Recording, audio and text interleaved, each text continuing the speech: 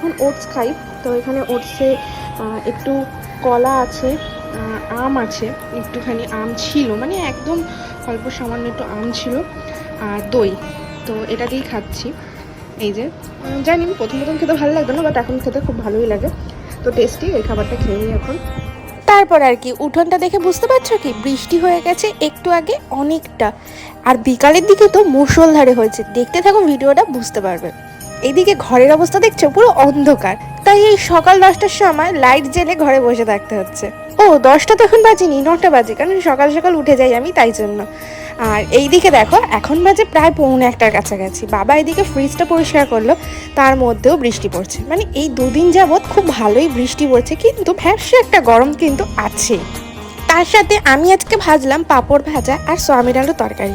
বড় মাছ করেছে যেহেতু আমি খেতে পারবো না, তাই আমি খাইনি।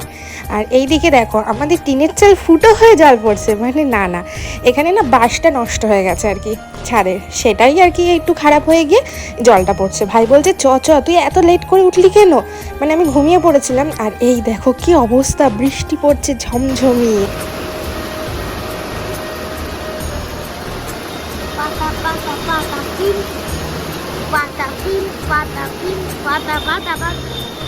কেউ কি এখন বলতে পারবে কটা বাজে? এখন কিন্তু সন্ধ্যা, মানে ওই 5:45টার কাছাকাছি।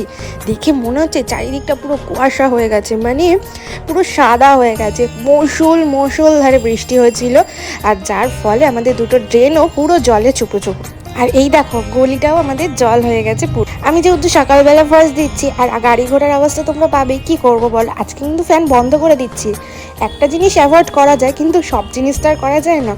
সন্ধ্যাবেলায় একটু ইচ্ছা হয়েছিল চপ আর মুড়ি খাই, তো বেশ ভাবনা তো কাজ।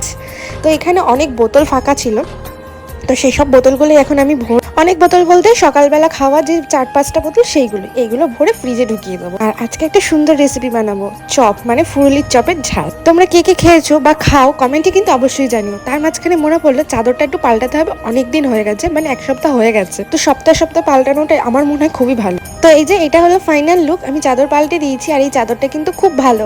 এখানে মা নিয়েছিল পেপসোডাইন পেস্ট, তো এই পেস্টটা দেখালাম। আর এখানে টাকা রয়েছে কালকের জন্য। আর এখানে দেখো আমার ভাইয়ের কীর্তি, সকাল মানে উঠে যেরকম চলে আসে, এসেই ল্যাদ খায়, আবার রাত্রির বেলাও এসেই ল্যাদ খায়। এটাই হলো ও দুবেলার মানে একবার সকালবেলা এসেও ল্যাদ খাওয়া, আর সন্ধ্যে বলতে এখন রাত হয়ে গেছে অবশ্যই। আর এই দেখো গোপু সোনাকে দিয়েছিলাম আজকে কিসমিস।